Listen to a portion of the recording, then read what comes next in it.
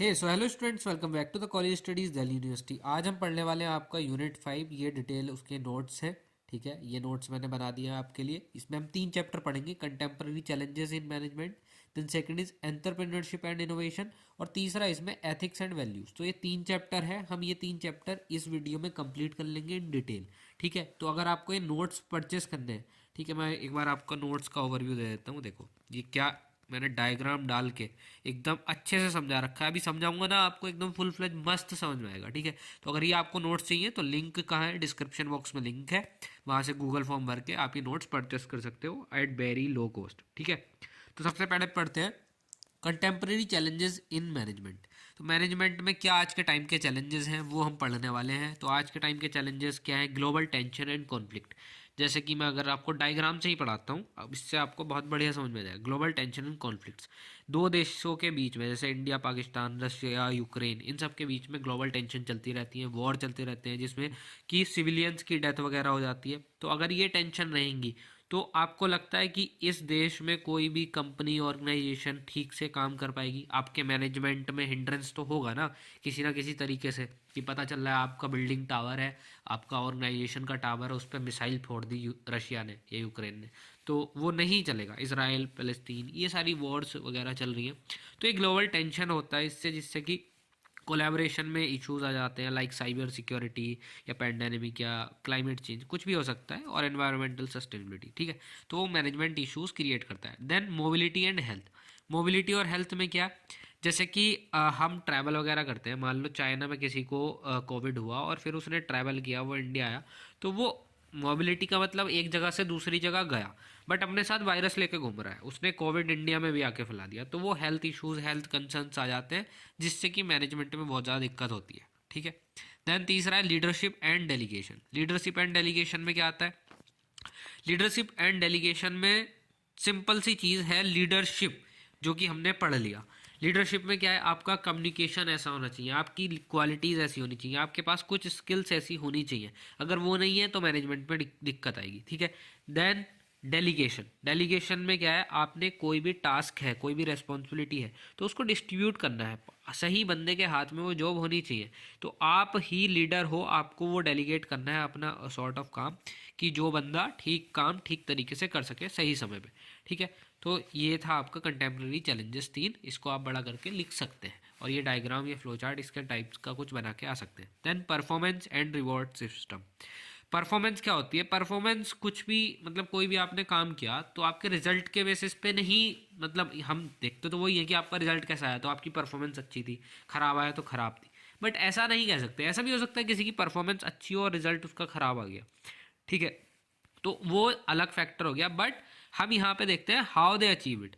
अब मान लो किसी का रिजल्ट अच्छा आया है, बट उसने मान लो किसी ने गाड़ी खरीद ली ठीक है, अच्छा काम हो गया, गाड़ी खरीद ली, सारी चीज़ें बढ़िया हो गई, बट उसने वो चोरी से किया है, चोरी का काम है वो, तो वो काम अच्छा नहीं है ना उसका, तो उसकी परफॉर्मेंस अच्छी नहीं है।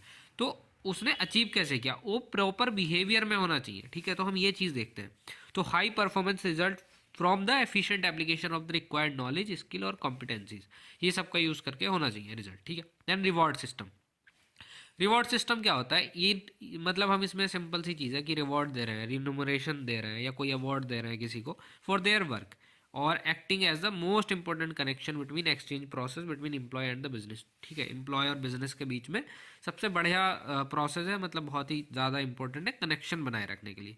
तो रिवॉर्ड जो है वो टाइम टू टाइम दे सकते हैं, related to the effective performance. जो अच्छा परफॉर्म कर रहा है उसको रिवॉर्ड मिलेगा साहब। ठीक है, ये कुछ भी हो सकता है, टेंजिबल, इनटेंजिबल। ठीक है, लाइक पैसे देना, रिकॉग्निशन जॉब में, ऑटोनॉमी, ये सारी चीज़ें हो सकती हैं। Types of reward. Types of reward दो तरीके के रिवॉर्ड हो सकते हैं। फाइनेंशियल, मतलब मॉनेटरी कंपनसेशन, आपने अलाउंस दे दी, बोनस दे दिया, पेंशन दे दी, उसकी वेजेस और सैलरीज में कुछ इंक्रीमेंट कर दिया। ठीक है, नॉन मॉनेटरी में क्या आ सकता है कि हमने उसको शाबाशी दे दी, या क्रोशियल कुछ रिवॉर्ड दे दिए, एम्प्लॉय की मोटिवेशन करने के लिए कुछ ऐसे ट्रिप दे दी, या ये सारी चीज़ें आ जाती है नॉन मॉनेटरी में। उसको कुछ ऐसे मतलब प्रोत्साहित कर दिया बहुत ज़्यादा, है ना। तो अब आता है इससे next topic, factor affecting reward system. Reward system को कौन कौन से फैक्टर हैं जो अफेक्ट करते हैं?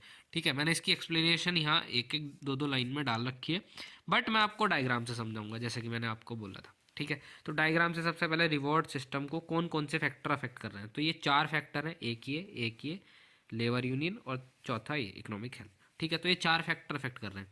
अगर हम सबसे पहला डायग्राम देखें, कौन सा फैक्टर, लेबर मार्केट। तो लेबर जो मार्केट में प्रेजेंट है तो हम उसको वेजेस कम देंगे ऑब्वियसली, ठीक है। जब हमारे पास इतने सारे नंबर ऑफ मजदूर्स और लेबर्स अवेलेबल है तो हम उसको कम वेजेस देंगे। और अगर उनकी डिमांड ज़्यादा है, मतलब कि सप्लाई लेबर की बहुत कम है, हमें 4 से 5 ही लोग मिल पा रहे हैं, तो हम उनको हाई वेजेस देनी पड़ेंगी क्योंकि साहब उनकी डिमांड ज़्यादा हो जाएगी, ठीक है। देन सेकेंड है लिविंग कोस्ट। लिविंग कोस्ट किस पे डिपेंड करता है, सीपीआई फ्लक्चुएशन। सीपीआई फ्लक्चुएशन क्या होता है, कंज्यूमर प्राइस इंडेक्स, कि ये कंज्यूमर की कितनी क्षमता है कि कितना वो प्राइस को मतलब खरीद सकता है चीज़ें, ठीक है। तो उसका प्राइस इंडेक्स कितना, तो उसमें फ्लक्चुएशन हो जाती है, तो हम उस पर ना एडजस्टेड अलाउंसेस देते हैं उसी के हिसाब से। Then labour unions. Labour unions कैसे इफेक्ट करती हैं, अगर बहुत ही कलेक्टिवली बार्गेनिंग करेंगे ये लोग, ठीक है, इनका एक यूनियन होगा, इनमें एक लीडर होगा उनका, तो हमारे पास लिमिटेड फ्रीडम होगी मैनेजमेंट करने की, ठीक है। बट अगर हमारे पास यूनियन नहीं है, कोई भी लेबर की यूनियन नहीं है, तो हमारे पास ग्रेटर मैनेजमेंट फ्रीडम हो जाती है, ठीक है। तो ऐसे फ्लक्चुएशंस होती है। Then economic health. Economic health में अगर ग्रोइंग इकोनॉमी होगी और हाई लिविंग स्टैंडर्ड होगा, ठीक है, और अगर डाउन इकोनॉमी होगी तो लेस पे करेंगे हम उनको। अगर ऑब्वियसली तुम्हें पता है ना, अगर इकोनॉमी बढ़ रही है, हमारी जीडीपी बढ़ रही है, तो हम हाई लिविंग स्टैंडर्ड होगा लोगों का, तो हम उनको ज़्यादा से ज़्यादा पे करेंगे, अच्छा। और अगर लो इकोनॉमी होगी तो हम पैसे को बांध के चलेंगे, कम पैसा देंगे उनको, ठीक है। उनको पे जो है उनका बोनस वगैरह वो उसको डिक्रीज कर देंगे, ओके। तो यही सब मैंने यहाँ नीचे एक्सप्लेन कर रखा है, एक बार देख लेना। देन आता है इंटरनेशनलाइजेशन। इंटरनेशनलाइजेशन और डिजिटलाइजेशन, या तो आपका इसका पेपर में डिफरेंस आ सकता है या फिर इन दोनों के ऊपर शॉर्ट नोट लिखने का आ सकता है, सीधा सीधा यूनिट 5 से ये क्वेश्चन बन जाता है। किसी भी आप PYQ उठा के देख लेना है कुछ भी, तो ये क्वेश्चन आ जाता है और इसमें से कोई ना कोई एक टॉपिक आ जाएगा, इनका डिफरेंस आ सकता है। सो इंटरनेशनलाइजेशन जो है वो किस चीज़ को रेफर करता है, कि कोई भी कंपनी का प्रोसेस है जो अपने आप को प्रिपेयर कर रही है to enter the foreign market या फिर इंटरनेशनल मार्केट्स में, अपने आप को किस अप्रोच के साथ उसको जाना चाहिए, तो अपने आप को प्रिपेयर करने का प्रोसेस है इंटरनेशनलाइजेशन, ठीक है। इसमें क्या क्या आ जाता है, डिज़ाइनिंग करना प्रोडक्ट की, सर्विसेज की, या इंटरनल बिजनेस ऑपरेशन जो है उसे ऐसे वे में अडेप्ट करना जो कि मतलब ईजिली जो चेंजेस हो रहे हैं या जिस चीज़ की नीड है तो उस तरीके से अडेप्ट कर सके। वहाँ का टेस्ट, लोकल टेस्ट, मान लो कोई रशिया जा रहा है तो वहाँ की चीज़ें अडेप्ट करे, वहाँ की कल्चरल्स को अडेप्ट करे, मार्केट को समझे, तो वैसे ही तभी तो हम मार्केट अडेप्टेशन कर सकते हैं। And regulation of foreign customer and foreign business environment, और वहाँ की फॉरेन पॉलिसीज़ को भी देखना होता है, ठीक है। As global competition increases, global competition बढ़ रहा है तो डोमेस्टिक कंपनीज जो हैं वो मतलब मजबूरी है उनकी कि बाहर जाना पड़ेगा, ग्लोबली एक्सपेंड करना पड़ेगा, क्योंकि अपने ही देश में करे जाएंगे तो वहाँ पे बहुत ज़्यादा कॉन्फिडेंस है, कंपटीशन है। क्योंकि इंडिया में जैसे टेक्सटाइल का देख लो, तो टेक्सटाइल का बहुत ज़्यादा हुआ है, क्योंकि और गुड़गांव वगैरह में काफ़ी ज़्यादा ऐसे कंपनीज़ हैं जो कि एक्सपोर्टर ही हैं, जो कि बाहर ही अपना मटीरियल बेचती हैं, they are not selling now in India. सो ये ज़्यादा अच्छा और इनोवेटिव तरीका होता है, ठीक है। They must bring out new product faster, उन्हें नए प्रोडक्ट्स लॉन्च करने पड़ेंगे, क्वालिटी में इम्प्रूव आएगा और अट्रैक्टिव डिज़ाइन पे भी वो काम कर पाएंगे। एंड रिड्यूस ओवरऑल कॉस्ट, जिससे उनका ओवरऑल कॉस्ट भी घट सकता है, तो इससे इंटरनेशनल ट्रेड बढ़ेगा। Therefore act as a pressure mechanism that forces companies to upgrade their standard, ठीक है। तो इंटरनेशनलाइजेशन के प्रोसेस में कंपनीज को अपना स्टैंडर्ड बढ़ाना पड़ेगा और जिससे वो ग्लोबली कॉम्पिटिटिव भी बन सकती है, ठीक है। सो इंटरनेशनलाइजेशन के बारे में यहाँ सारा कुछ गिवन है, आप इसको पढ़ सकते हैं, नोट्स आप परचेस कर लेना, लिंक डिस्क्रिप्शन में है, ठीक है। स्टेप्स क्या हैं इंटरनेशनल स्ट्रेटजी बनाने के लिए, सबसे पहला है हम डिटरमाइन करेंगे हमारा मिशन क्या है। मिशन क्या मतलब कि हम किस चीज़ पे काम करेंगे, कैसे काम करेंगे। एंड विजन क्या है फॉर द ग्लोबल प्रेजेंस, कि हमें कहाँ तक पहुँचना है, ठीक है। विजन और मिशन में ये दो चीज़ अंतर आ जाती है, ठीक है। So the mission explain the organisation purpose of the global market, ठीक है। हमारा ग्लोबल मार्केट में जाने का पर्पस क्या है ये मिशन बताएगा, ठीक है। फॉर एग्जांपल प्रोवाइडिंग अफोर्डेबल, कोई ये है कि हम तो सस्ते खिलौने देंगे, चीप खिलौने देंगे, जैसे चाइना ने किया था। इंडिया में जो टॉयज़ आते थे कि ये चाइनीज़ है, या फिर मल्टीमीडिया मोबाइल फ़ोन का एक ज़माना आया था, तो तब ये चलता था कि ये तो चाइनीज़ फ़ोन है, ठीक है, वो जो कि बहुत 400 500 200 रुपये में मिल जाते थे उस टाइम पे, ठीक है। Innovative and high quality products बनाने का हो सकता है किसी का, कि हम तो बहुत ही इनोवेटिव और हाई क्वालिटी प्रोडक्ट्स बनाएंगे अक्रॉस द वर्ल्ड, ठीक है। और विजन क्या हो सकता है? The vision represent the long term aspiration of the organisation, कि हम कहाँ तक लॉन्ग टर्म, अगले 10 साल में हम अपने आप को कहाँ देखते हैं, हम यूनिकॉर्न बन सकते हैं कि नहीं, हम इतने बिलियन की सेल्स कर पाएंगे कि नहीं, as a becoming a leading global brand, ठीक है, ये आपका विजन हो सकता है। So having a well defined vision provide direction clarity, इससे रहेगी, ठीक है। तो यही सारी बातें इसमें गिवन है, चाहे आप रोक के पढ़ सकते हैं एक बार। Then second is assessing the environment. हम इन्वायरमेंट जो है, इन्वायरमेंट मतलब ये नहीं वातावरण आपका, मतलब business environment through the SWOT and PESTEL analysis. तो सॉर्ट और पेस्टल एनालिसिस हम दो तरीके की एनालिसिस करते हैं। सॉर्ट एनालिसिस आप सबको पता होगा, strength weakness opportunity and threat. ये क्या क्या है? Strength weakness opportunity threat. तो एस स्टैंड फॉर स्ट्रेंथ। तो स्ट्रेंथ देख लेते हैं, ये इन्वॉल्व करता है identifying the strength, weakness, opportunity, threat, ये जैसी चीज़ें यहाँ की बने। स्ट्रेंथ ब्रांड की क्या हो सकती है? उसकी रेपुटेशन, उसकी टेक्नोलॉजी है, उसकी फाइनेंशियल पोजीशनिंग बहुत अच्छी है मार्केट में, ठीक है। देन वीकनेस क्या हो सकती है? इंटरनेशनल का एक्सपीरियंस नहीं है उन्हें, ठीक है, और लिमिटेड डिस्ट्रीब्यूशन नेटवर्क, उनके पास डिस्ट्रीब्यूशन नेटवर्क चेन नहीं है, सप्लाई चेन नहीं है अच्छी, ठीक है, तो ये उनकी वीकनेस हो सकती है। और अपॉर्चुनिटीज़ क्या हो सकती है? जैसे जैसे डिमांड बढ़ रही है फॉरेन मार्केट में, हम अपॉर्चुनिटी है तो एंटर कर सकते हैं। थ्रेट क्या हो सकता है? कि फॉरेन कॉम्पिटिटर्स ऑलरेडी एग्जिस्ट कर रहे हैं और चेंजिंग गवर्नमेंट पॉलिसीज जो है वो अफेक्ट करेंगी, ठीक है। तो ये आपका शॉर्ट एनालिसिस में आ जाएगा। देन पेस्टल एनालिसिस में क्या हो जाता है? पॉलिटिकल फैक्टर, इकोनॉमिक कंडीशंस, और social factor, technological environment, legal regulation, environmental condition. तो ये सारी चीज़ें आ जाती हैं। पॉलिटिकल फैक्टर में मान लो गवर्नमेंट स्टेबल नहीं है, गठबंधन की सरकार है, ठीक है, तो स्टेबल गवर्नमेंट नहीं है, कुछ एमपी जो है वो ट्रांसफ़र हो सकते हैं, दूसरी पार्टी में ज्वाइन कर सकते हैं, ठीक है। तो ये सारी और जो ट्रेड पॉलिसीज़ है, अगर उसमें पॉलिटिकल फैक्टर जो हैं वो सारे अफेक्ट करेंगे। इकोनॉमिक कंडीशन, इन्फ्लेशन हो रही है, एकदम से रिसेशन आ रहा है, मार्केट ग्रोथ, इनकम के लेवल क्या है लोगों का, सीपीआई क्या है, तो ये सारी चीज़ें भी अफेक्ट करेंगी। Social factor like cultural beliefs, उनके ट्रेडिशन, उनका लाइफ स्टाइल और कंज्यूमर प्रेफरेंसेस अलग अलग हो सकती हैं, तो वो भी अफेक्ट करता है। तो हम ये सारी चीज़ों को एनालाइज करते चलेंगे कि क्या है, उस हिसाब से हम अपनी पॉलिसीज़ रखेंगे, उस हिसाब से हम डेवलप करेंगे इंटरनेशनल स्ट्रेटेजी, ठीक है, जो अभी हम पढ़ रहे हैं। देन टेक्नोलॉजिकल इन्वायरमेंट क्या है? कि उनका लेवल ऑफ इनोवेशन क्या है? जैसे चाइना, जापान और इटली, ये सबको देखो तो लेवल ऑफ इनोवेशन ज़्यादा है, बट इंडिया में लेवल ऑफ इनोवेशन कम है। हम आउटसोर्सिंग ज़्यादा करते हैं, चीज़ें बुलाते हैं बट उसको असेंबल करते हैं, मैन्युफैक्चरिंग कम है, ठीक है। एंड डिजिटल रेडीनेस, ठीक है।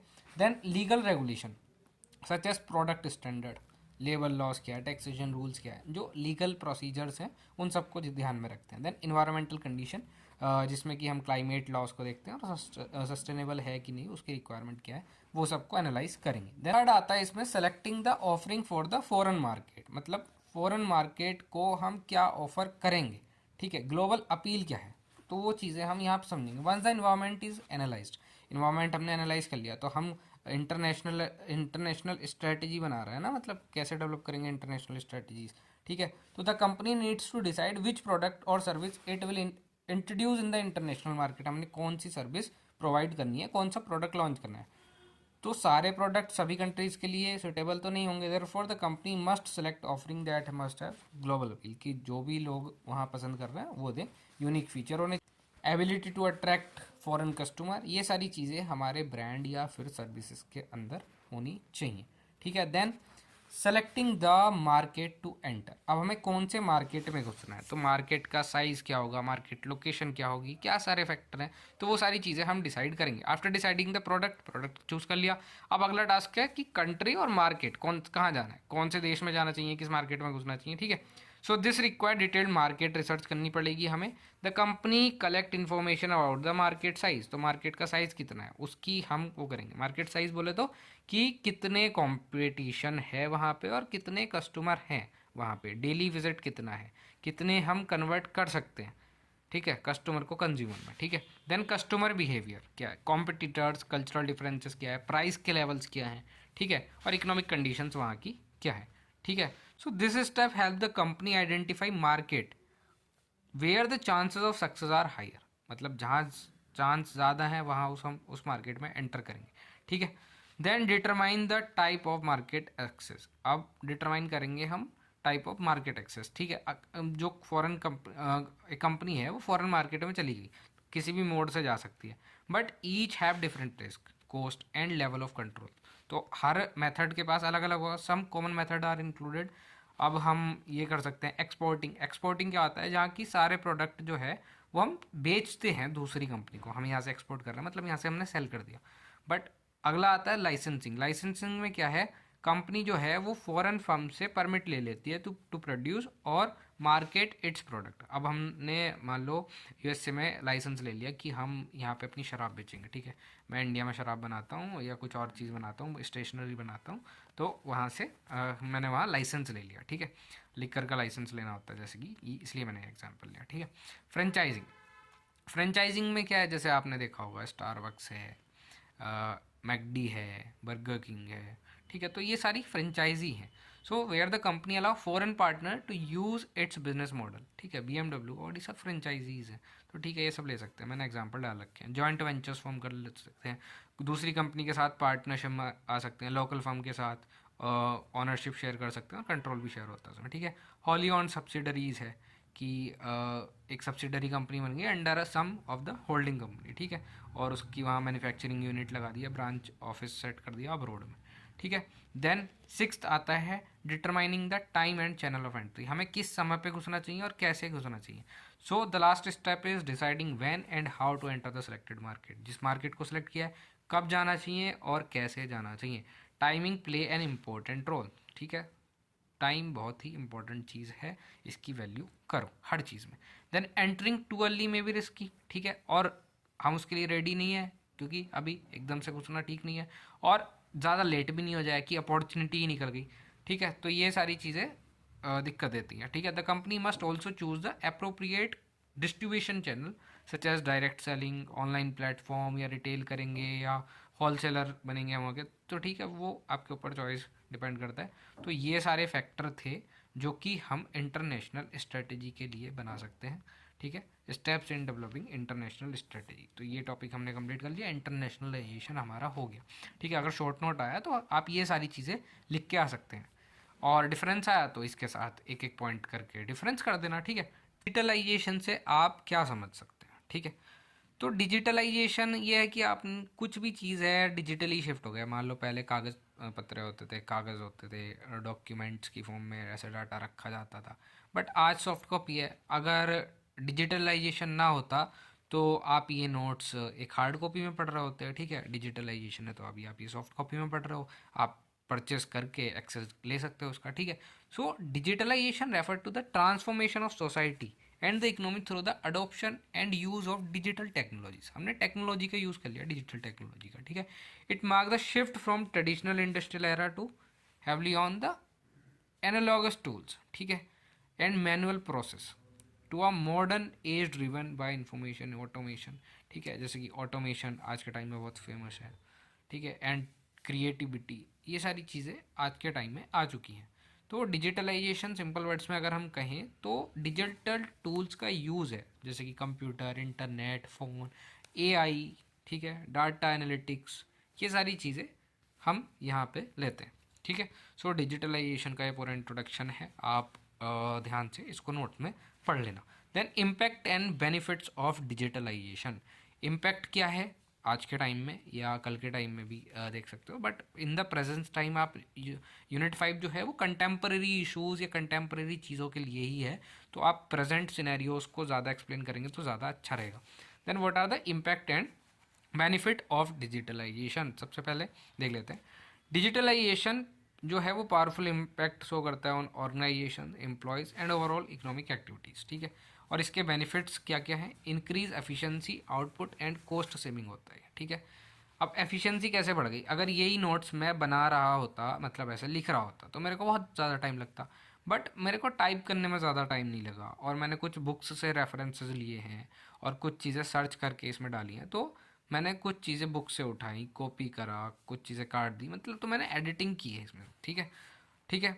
एफिशिएंसी मेरी बढ़ गई, आउटपुट बढ़ गया कि मैं ज़्यादा नोट्स कम टाइम में प्रोड्यूस कर सकता हूँ, ये सारी ठीक है। और कॉस्ट सेविंग हो गया, पेपर बच गया, मेरा पेन के पैसे बच गए, मेरे पास लैपटॉप है, मेरे पास उसमें वर्ड है, मैं पीडीएफ बना सकता हूँ, मेरे पास क्रिएटिविटी है, तो मैंने ये चीज़ बना ली। ठीक है, मैं अपना ही एग्जाम्पल देके आपको समझा रहा हूँ। आप अपना एग्जाम्पल कुछ ले सकते हैं या किसी राम श्याम करके एग्जाम्पल डाल के आ सकते हैं। ठीक है। So one of the biggest advantage of digitalization is the improvement efficiency and productivity. इसी चीज़ को अब एक्सप्लेन कर रखा है। ठीक है। Then automate monotonous and repetitive task. Monotonous क्या होता है अभी डिस्कस करते हैं। ये डिजिटलाइजेशन जो है वो अलाउ करता है मशीन या सॉफ्टवेयर को to handle the repetitive time consuming task such as data entry, scheduling, billing. ठीक है, तो ये सारी चीज़ें जो जैसे बिल बनाते हैं ना, शॉपिंग करने जाते हैं तो बिलिंग आज के टाइम में देखा है आपने, कंप्यूटर से एकदम बिल निकल के आता है, जीएसटी वीएसटी सब चीज़ों के साथ। Simple processing activities. ठीक है, तो इन टास्क को जो टाइम कंज्यूमिंग चीज़ें थी तो उनको इसने मतलब बहुत ही आसान कर दिया through the use of softwares. When such tasks are automated, employees are free to focus and more meaningful, creative and strategic work वो कर सकते हैं। ठीक है, this is not only improve productivity but also boost employ confidence. Employ का confidence बढ़ता है, productivity को तो छोड़ दो, कॉन्फिडेंस बढ़ेगा, सेटिस्फेक्शन बढ़ेगा और मोरल सब कुछ बढ़ेगा। ठीक है, worker feel valued when they are assign task to require judgement, innovation, human abilities and repetitive manual. ठीक है, तो ये सारी चीज़ें इसमें आ जाती हैं। Then enable 24/7 business operation. अब 24 घंटे काम चल सकता है, लाइक ई कॉमर्स चल रहा है ना, फ्लिपकार्ट से आप कभी भी ऑर्डर करो, मिंत्रा से करो, आजकल तो वो आ गया फ्लिपकार्ट मिनट्स, ब्लिंकिट, जेप्टो, ये सारी चीज़ें देख लो। तो ये ई कॉमर्स प्लेटफॉर्म आ गए हैं, तो ऑटोमेटेड यहाँ कस्टमर सपोर्ट होता है आपको 24 घंटे। आप एक चैट बॉट होगा, उस पर टाइप करेंगे एकदम एआई उधर से, how sir, how I can help you, ये सारे मैसेज पॉपअप होके आते हैं। ठीक है, तो राउंड द क्लॉक ये फंक्शन चलता रहता है बिजनेस को रीच करने में, ग्लोबल कस्टमर, ये सब हेल्प करता है। ठीक है, देन एनहेंसिंग डिसीजन मेकिंग। ठीक है, तो डिसीजन मेकिंग को जो है इसने एनहेंस कर दिया। डिजिटलाइजेशन जो है वो एक बहुत ही अच्छे तरीके से डिसीजन मेकिंग में सपोर्ट करता है, क्योंकि ऑर्गेनाइज से कलेक्ट कर सकती है डाटा, एनालाइज कर सकती है और मतलब इंटरप्रेट कर सकती है, आगे की फर्दर प्रेडिक्शंस कर सकती है। ठीक है, tools such as analytics software, dashboard या एआई की हेल्प से आजकल बहुत कुछ हो रहा है। रॉ डाटा को मीनिंगफुल टेबल्स में कन्वर्ट कर लिया जाता है, ग्राफ्स बना लिए जाते हैं। ठीक है, manager can study trends, behaviour, ये सारे पैटर्न्स वगैरह पढ़ सकता है। ठीक है, तो डिसीजन मेकिंग इससे enhance. So your next chapter in this unit is lesson 20, that is entrepreneurship and innovation. ठीक है, तो दो पार्ट में दो टॉपिक है, एंटरप्रेन्योरशिप क्या होता है और इनोवेशन क्या होता है। सिंपल से दो टॉपिक पढ़ लें, ये पढ़ लेते हैं फटाक से। ठीक है, एंटरप्रेन्योरशिप आपको क्या समझ आता है एंटरप्रेन्योरशिप से? एंटरप्रेन्योरशिप जो है वो प्रोसेस है, एक प्रोसेस है to creating, organizing and running a new business to generate profit. लेकिन इसमें फाइनेंशियल रिस्क भी होता है। ठीक है, बाकी ये टर्म कहाँ से आया ये सब कुछ आप पढ़ लेना। ठीक है, कैरेक्टरिस्टिक्स क्या है एंटरप्रेन्योर के? एक एंटरप्रेन्योर है तो उसके कैरेक्टरिस्टिक्स क्या क्या होंगे? वो एक्सप्लोरेशन और रिस्क टेकिंग होगा। ठीक है, वो एक्सप्लोर करेगा नए नए आइडियाज़, नई नई चीज़ें, नई नई इनोवेशन।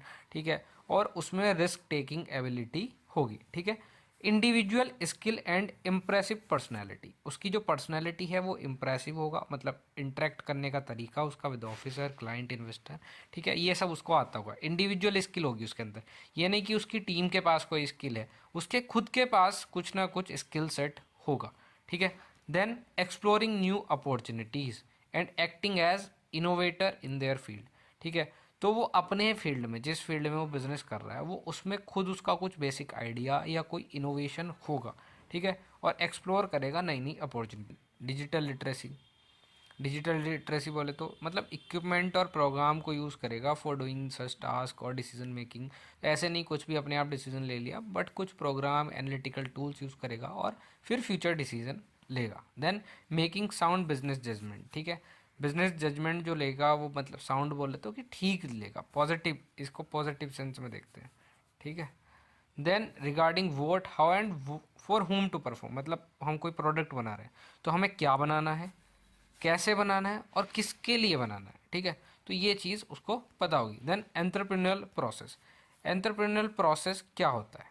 अब एंटरप्रेन्योरल प्रोसेस ना वो पूरी चीज़ है कि एक बेसिक आइडिया था आपके पास और उसके बाद आपने उसको एक सक्सेसफुल बिजनेस वेंचर में कन्वर्ट कर दिया, तो उसके बीच में जितनी भी सारी चीज़ें आई वो प्रोसेस होगा।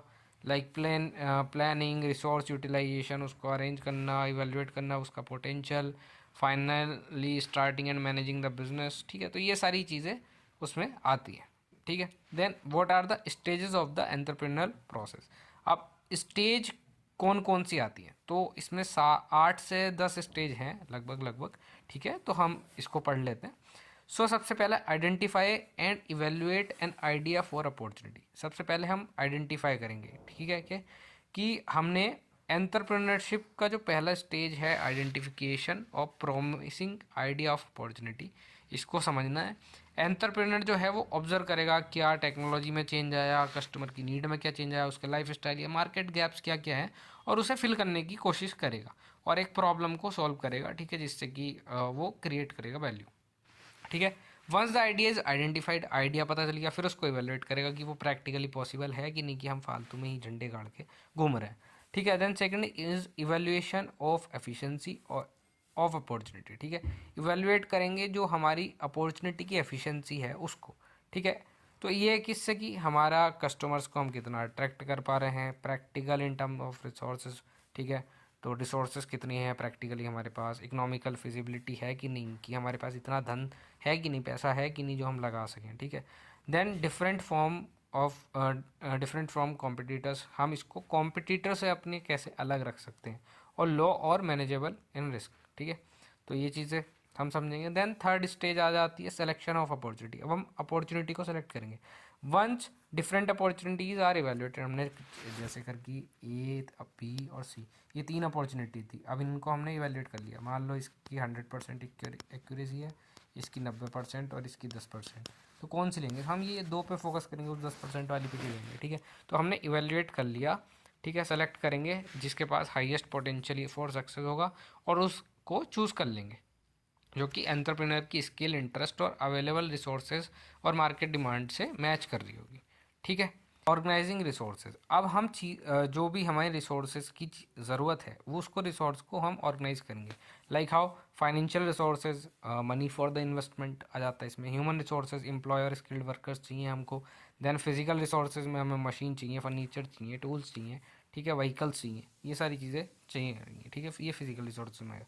देन टेक्नोलॉजिकल रिसोर्सेज, इसमें सॉफ्टवेयर, इक्विपमेंट, ठीक है, टूल्स, लाइक सॉफ्टवेयर टूल्स ही, ये सब हमें चाहिए। Then decision regarding the structure of the business. अब हम डिसीजन लेंगे रिगार्डिंग द स्ट्रक्चर, तो हम स्ट्रक्चर कैसा रखें बिजनेस का। ठीक है, at this stage the entrepreneur decide the legal and organizational structure of the business. उसका इनिशियल साइज़ क्या होगा बिजनेस का, पॉसिबिलिटी ऑफ फ्यूचर एक्सपेंशन है कि नहीं, हम फ्यूचर में एक्सपेंड करना है या हमारे ऑपरेशंस हमें 1 साल 10 साल तक ऐसे ही चलाने हैं, और whether the business will be a sole proprietor, partnership या कंपनी या कोऑपरेटिव, हमें इसमें से क्या उसको बनाना है। ठीक है, देन चॉइस करेंगे लोकेशन एंड लेआउट। हमारी लोकेशन क्या होगी, लोकेशन कैसी होनी चाहिए जहाँ से हमारे कस्टमर, सप्लायर और एम्प्लॉय तीनों को फ़ायदा हो, तीनों के लिए सुटेबल हो वो। और factor like transportation, availability of raw material है कि नहीं, rent of cost of land वो कम होना चाहिए, मार्केट एक्सेस वहाँ से हो पाएगा कि नहीं, तो ये सारी चीज़ें हम देखेंगे। देन हम करेंगे 7th स्टेज पे फाइनेंशियल प्लानिंग। फाइनेंशियल प्लानिंग क्यों करनी पड़ेगी, हम बजट प्रिपेयर करेंगे, फोरकास्टिंग चाहिए भाई, पैसा लगता है चीज़ें करने में, तो फाइनेंशियल प्लानिंग करनी ही पड़ेगी। Then market entry. Market entry पे हम इस स्टेज पे आके देखेंगे कि हमने प्रोडक्ट और सर्विस जो इंट्रोड्यूस करनी है मार्केट में, तो वो कैसे हम उसमें एंटर करें, हमारा चैनल ऑफ एंट्री क्या होगा, ऑनलाइन प्लेटफॉर्म होगा या रिटेलर, होलसेलर, ऑफलाइन, और हमारे डिस्ट्रीब्यूशन पार्टनर कौन कौन होंगे, तो ये सारी चीज़ें हमें डिसाइड करनी पड़ेंगी मार्केट एंट्री के लिए। Then 9th is starting business activities. अब बिजनेस एक्टिविटीज़ हम स्टार्ट कर देंगे, like day to day activities such as production, sale, purchasing और कस्टमर सर्विसेज। ठीक है, तो ये हम चीज़ें कस्टमर सपोर्ट वगैरह चालू करेंगे, डेली एक्टिविटीज़, एंड देन उसको इवेल्युएट करेंगे, उनके बारे में चीज़ें समझेंगे, और इससे हम क्या डिपेक्ट कर पाएंगे, क्या निकाल पाएंगे, focus on return. Focus on return बोले तो कि हमने जो एक्सपेक्टेशंस थी हमारी और एक्चुअल रिजल्ट क्या आ रहा है उनको हम कंपेयर करेंगे, क्या प्रॉफिट वो आ रहा है, क्या वो ग्रोथ है कि नहीं है। ठीक है, सो अगर परफॉर्मेंस गुड हो, अच्छी होगी, the entrepreneur may think about expanding the business, अगर अच्छी है तो वो बढ़ा लेगा। यहीं से सारा बिजनेस का खेल उसको समझ में आ जाएगा एंटरप्रेन्योर को, कि हमारा जो बिजनेस मॉडल है, जो हमने स्टार्टअप किया है, वो काम कर पा रहा है कि नहीं। यहाँ मैंने डायग्राम इसका ऐड कर दिया है, सिंपल तरीके से आप इसको समझ सकते हो। इमेजेस एंड टेक्स्ट एक साथ यहाँ से इंक्लूडेड है। And it's next part is innovation. Innovation क्या है? मतलब कोई भी तुम्हारे पास आइडिया है और उससे तुम एक बिजनेस आइडिया बना दो उसको। मतलब बिजनेस कहाँ आ गया कि जहाँ भी बिजनेस आ गया मतलब वहाँ प्रॉफिट मेकिंग कि वेल्थ प्रोड्यूसिंग रिसोर्स बना दी कि तुमने कोई नई, ठीक है, वेल्थ प्रोड्यूसिंग रिसोर्स बना दी है, उसको तुमने एंटरप्रेन्योर ने प्रोड्यूस कर दिया, तो वो इनोवेशन है। मतलब कि सिंपल भाषा में कहे तो putting an idea into action. कोई आइडिया था उसको एक्शन में तुमने कन्वर्ट कर दिया, ठीक है। सो इनोवेशन प्रोसेस के स्टेजेस क्या क्या हो सकते हैं, ठीक है। आइडिएशन एंड कॉन्सेप्ट जनरेशन, हम न्यू आइडियाज़ को डेवलप करते हैं। And unique ways to improve service products, ये सब हम वो करते हैं, ठीक है। तो ब्रेन स्टॉर्मिंग मतलब बहुत सारे ग्रुप ऑफ पीपल बैठा लिया और डिस्कशन कर लिया कि सबके दिमाग की राय जान ली कि क्या सबके दिमाग में है, और क्लाइंट की फीडबैक ले लिया, ठीक है। देन असेसमेंट, असेसमेंट में हम क्या करते हैं, इवेलुएट करते हैं आइडियाज़ को to ensure they are possible and profitable, कि वो हो भी पाएंगे कि नहीं और उनसे कुछ प्रॉफिट मिलेगा कि नहीं। And avoiding investment in unfeasible projects, जो चीज़ मतलब ठीक लग ही नहीं रही, जो चीज़ प्रैक्टिकल ही इम्पॉसिबल है, तो हम उसमें इन्वेस्टमेंट नहीं करेंगे, उसको इन्वेस्ट करना अवॉइड करेंगे। Then experimentation and testing and MPV. MPV क्या होता है? मिनिमम वायबल प्रोडक्ट्स, ठीक है। ये रिस्क रिडक्शन में काम करता है कि हम इस स्मॉल स्केल लेवल पे छोटे प्रोडक्ट्स को बेच सकें एट मिनिमल वैल्यू और मिनिमम वायबल प्रोडक्ट्स, ठीक है। और एक्सपेरिमेंट करें, हम नए प्रोटोटाइप लाए, मार्केट टेस्टिंग वगैरह करें, सैम्पल्स वगैरह आते हैं ना जैसे मार्केट में, ठीक है। कोई भी ब्यूटी या कॉस्मेटिक प्रोडक्ट होता है तो उनके सैंपल आते हैं, ठीक है। देन आता है आपका design and implementation, using feedback to design a strategy outlining the process required to bring the idea to market, ठीक है। हम फीडबैक लेंगे और जिससे डिज़ाइन बनाएंगे नया और इंट्रोड्यूस करेंगे टू द मार्केट, ठीक है। और उसकी इम्प्लीमेंटेशन मतलब फीडबैक वगैरह की इम्प्लीमेंटेशन से, ठीक है, including market, sales, customer services, इन सब में हम चीज़ें आइडिया को रख पाएंगे, ठीक है। Then innovation protection strategy, innovation protection strategy क्या होती है कि हमने कोई इनोवेशन कर तो दिया, अभी 4 स्टेजेस आ गई, लेकिन प्रोटेक्शन भी तो होनी चाहिए ना उसकी। तो हम लीगल कंप्लाइंस क्या ले सकते हैं, हम पेटेंट बनवा लेते हैं कि पेटेंट साइन करा लिया हमने इसका कि हमारे पास इस चीज़ का पेटेंट है, जो चीज़ हमने इनोवेट करी अब इसको कोई और नहीं कर सकता। अगर वो करेगा तो वो हमें रॉयल्टी देगा उस चीज़ की, depending on the form and scope of the innovation and managing associated legal cost, ठीक है। बी इनिशिएटर मतलब फर्स्ट मूवर एडवांटेज लो, कि तुमने सबसे पहले मार्केट को कैप्चर कर लेना है जब तक कि जो तुम्हारे राइवल कंपटीशन है वो अपना कुछ भी ऑफरिंग्स को तैयार कर रहे हैं। तो allow the first mover to continuously improve the product, ठीक है। सबसे पहले तुम ही वो चीज़ मार्केट में लेके आओ, जैसे एयरटेल करती है ना, 5G लाई, 4G लाई, मतलब जियो लाया था बट 5G एयरटेल लेके आई, तो वो उसका एक कंपटीशन में है अभी तक बनी। Then workplace dynamics, workplace dynamics में क्या आ जाता है, diversity, workplace diversity, democracy and sociocracy, ठीक है। तो बेसिकली दो ही हैं इसमें, डाइवर्सिटी और डेमोक्रेसी, जो कि मैंने यहाँ डायग्राम की मदद से समझा रखे हैं, ठीक है। Work place diversity and inclusion, work place diversity में क्या होता है कि हम रिक्रूट करते हैं, ट्रेन करते हैं, अंडरस्टैंड करते हैं और एक्सेप्ट करते हैं, मतलब डिफरेंट फील्ड से लोग, डिफरेंट लोकेशन से लोग को एट आवर वर्क प्लेस, ठीक है। What are the techniques to encourage workforce inclusion, क्या क्या टेक्निक्स हैं? हम ग्रुप मीटिंग्स कर सकते हैं, ग्रुप में मीटिंग्स होगी तो हम सारी चीज़ें वहाँ डिस्कस कर पाएंगे, सबके आइडियाज़ रख पाएंगे, ठीक है। मतलब सबका कोलैबोरेटिव एक आइडिया, हम उसकी बात को सुन सकते हैं, ठीक है। Then learning friendly environment, learning friendly environment वहाँ होना चाहिए और पार्टिसिपेटरी इन्वायरमेंट होना चाहिए कि सबकी बात सुनी जा रही है, तो ऐसा लगना चाहिए, ऐसा नहीं किसी के ऊपर काम थोप दिया जाए। और ग्रीवेंस रिड्रेसल मैकेनिज्म, एक एक करके देख लेते हैं इनको, ठीक है। ग्रुप मीटिंग्स वहाँ होनी चाहिए, डिसीजन मेकिंग में सबका एक पर्सपेक्टिव होना चाहिए, लर्निंग फ्रेंडली इन्वायरमेंट होना चाहिए, मतलब प्रायोरिटाइज करेंगे एम्प्लॉय की ग्रोथ पर, करियर एडवांसमेंट को। पार्टिसिपेटरी इन्वायरमेंट का मतलब हम collaboration to utilize the strength and skill for each individual को फोस्टर करेंगे, ठीक है। देन ग्रीवेंस रिड्रेसल, किसी को कोई दिक्कत है तो एक इफेक्टिव मैकेनिज्म में जो है, जो डिस्क्रिमिनेशन हो रहा है या हरासमेंट कंसर्न कुछ भी है तो उसको रीएड्रेस करेंगे उन सारी शिकायतों को, ठीक है। देन आता है आपका वर्क प्लेस डेमोक्रेसी, इससे वर्क प्लेस डेमोक्रेसी का क्या मतलब है, वहाँ जहाँ वर्क प्लेस डेमोक्रेसी होगी तो सेल्फ मोटिवेटेड लोग होंगे, तो हम यहाँ ओपन डोर पॉलिसी रखें तो वर्क प्लेस में डेमोक्रेसी आ पाएगी, ठीक है। डिसीजन मेकिंग में उनका रोल होगा, वोट कर सकते हैं, ठीक है। तो टेक्निक्स क्या क्या हो सकती हैं इनक्रेज करने के लिए? ओपन डोर पॉलिसी, ईसॉप दे सकते हैं, मतलब हम पार्टिसिपेशन और ओनरशिप दोनों चीज़ें दे रहे हैं। वोटिंग राइट्स दे सकते हैं, ठीक है।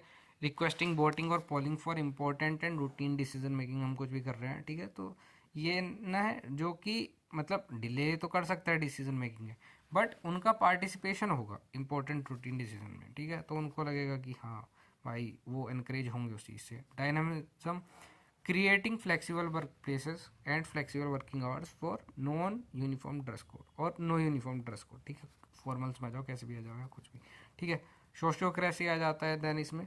What are the principles of sociocracy, ये आप नोट्स से पढ़ लेना, सिंपल आपको 4-5 लाइंस रीड करनी है। और एथिक्स एंड वैल्यूज़ में भी सिंपल चीज़ है। एथिक्स क्या होते हैं?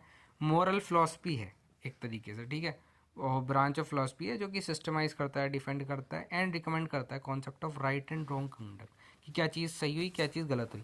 अब एम ऑफ एथिक्स, एथिक्स का क्या एम हो सकता है? तो हम डिफरेंट लेवल के एस्पेक्ट में इसको देखते हैं। इंडिविजुअल लेवल पे क्या हो सकता है कि हमें किसी की प्रॉपर्टी का मिसयूज़ नहीं करना, कीपिंग प्रोमिस, हमने जो बात कही उसका हम प्रॉमिस रखेंगे और म्यूचुअल एड किसी को देंगे, या अवॉइड क्विक गेन्स को हम अवॉइड करेंगे, ठीक है। ये हमारे एथिक्स हो सकते हैं। देन ऑर्गेनाइजेशनल लेवल पे क्या हो सकते हैं? हम फेयर प्रैक्टिस को यूज़ करेंगे विद एम्प्लॉयज, स्टेक होल्डर और हमारे कस्टमर वगैरह जो है उनके साथ। देन सोसाइटल लेवल पे क्या हो सकता है? हम किसी के साथ डिस्क्रिमिनेशन नहीं करेंगे। Efficient use of scarce resources, ठीक है। और इन्वायरमेंट को अपना प्रिजर्व करके रखेंगे। देन स्टेक होल्डर लेवल पे क्या आ सकता है? यूज़ करेंगे हम एथिकल मेथड्स को, जिन मतलब हम जो भी सारी पार्टीज़ हैं तो एथिकल मेथड्स को यूज़ करेंगे। ऐसा नहीं कुछ भी शेयर होल्डर या कस्टमर या गवर्नमेंट पॉलिसी या लीगल कंप्लाइंसेस के साथ धोखाधड़ी कर दी, ठीक है। प्रिंसिपल ऑफ एथिक्स आ जाता है। प्रिंसिपल ऑफ एथिक्स में क्या क्या हो सकता है? यूनिवर्सलिटी, ह्यूमन वैल्यू और नॉन वायलेंस, कि जो भी होगा बिजनेस में सबके लिए सब कुछ एक समान होगा। ह्यूमन वैल्यूज़ मतलब हम ह्यूमैनिटेरियन ग्राउंड पे भी देखेंगे। एज अ मशीन उनसे काम नहीं कराए जाएंगे कि ये तो फैक्टर ऑफ प्रोडक्शन है, बिल्कुल ऐसे नहीं देखेंगे, ठीक है। Non violence, avoiding harm to societal interest and exploiting consumers, ठीक है। तो हम नॉन वायलेंस का यूज़ यहाँ करते हैं, ठीक है, मतलब यहाँ वायलेंट नहीं होंगे हम। देन थ्योरीज ऑफ एथिक्स आ जाती है, मतलब ऑर्गेनाइजेशन फोकस, टेक्नोलॉजिकल, टेलीलॉजिकल फोकस। तो ये सारी चीज़ें हैं, आप इसको नोट्स में पढ़ लेना। Then what are the values और उनके फीचर दे रखे हैं, ठीक है। अब यहाँ थियोरटिकल वैल्यूज़ है, इकोनॉमिक वैल्यूज़ है, पैसे से रिलेटेड एस्थेटिक वैल्यूज़ है like beauty, form, artistic harmony. Social values हैं कि हम फैसिनेट कर पाते हैं नहीं with people and human relationship, ठीक है। देन पॉलिटिकल वैल्यूज़ है to gain power and influence other, ये डिज़ायर होता है। देन रिलीजियस वैल्यूज़ है कि हम में एकता कितनी है, अखंडता कितनी है, ये सारी चीज़ें यहाँ आ जाती हैं। यहाँ इसका डायग्राम पूरा गिवन है, इसकी मदद से आपको सिंपल सब समझ आ जाएगा। आपको नोट्स परचेस कर लेना, गूगल फॉर्म का लिंक नीचे डिस्क्रिप्शन है। Then what are the value development stages, imprinting. अब 7 साल तक जो है values are picked up from the parents role models, ठीक है। जो हम उसके साथ ऐसे करके दिखाएंगे वो बच्चा 7 साल तक सीखता है। तो इम्प्रिंटिंग जैसा करोगे वैसा छप जाएगा, ठीक है। देन मॉडलिंग, मॉडलिंग में क्या आता है? 7 से 14 साल का जो बच्चा होता है, 7 to 14 years, values are learn by imitating respected individual, parent, teacher, peers, उन सब से सीखता है, वो आपस में कैसे बात कर रहे होते हैं, ठीक है। Then socialization 14 to 21 years, like values are developed by comparing and contrasting observe values, कि हमने दो लोगों को देखा, ये ऐसे बोलता है, वो ऐसे करता है, ये ऐसे करता है, मेरे दोस्त ने तो ये टॉफ़ी ली, ये चॉकलेट ली, उसने ये टॉय ख़रीदा। तो ये सब सोशलाइजेशन फैक्टर अफेक्ट कर। और यहाँ पे लॉर्ड हनुमान मॉडल दे रखा है ऑफ लीडरशिप लेसन, तो आप ये नोट से पढ़ लेना। यहाँ पे आपकी जो यूनिट है, यूनिट 5, वो कंप्लीट होती है और आपका पूरा MPA कंप्लीट हो जाता है। अब इसकी इम्पोर्टेंट एक क्वेश्चन की वीडियो आएगी, वो आपके एग्ज़ाम से एक दिन पहले आपको मिल जाएगी। एग्ज़ाम में आप अच्छा कर पाएंगे, PYQ एनालाइज करके सारे आंसर और आपके जो इंपॉर्टेंट टॉपिक है अकॉर्डिंग टू द गाइडलाइन वो हम कवर करेंगे। वो 1 शॉट वीडियो होगी 10 से 15 मिनट की, आप उसमें इंपॉर्टेंट टॉपिक और क्या पढ़ सकते हैं, कुछ क्वेश्चंस वो मैं डाल के लाऊंगा। Thanks for watching. अगर वीडियो चाहिए तो वीडियो लाइक कर देना और शेयर कर देना इस वीडियो को, और इसके नीचे कमेंट कर देना कि इंपॉर्टेंट क्वेश्चन या PYQ की कुछ वीडियो चाहिए। अगर वो 10-50 लगभग 50 या 40 कमेंट रख लेते हैं, अगर इतने कमेंट हुए तो मैं वीडियो अपलोड कर दूंगा। Thanks for watching, have a nice day.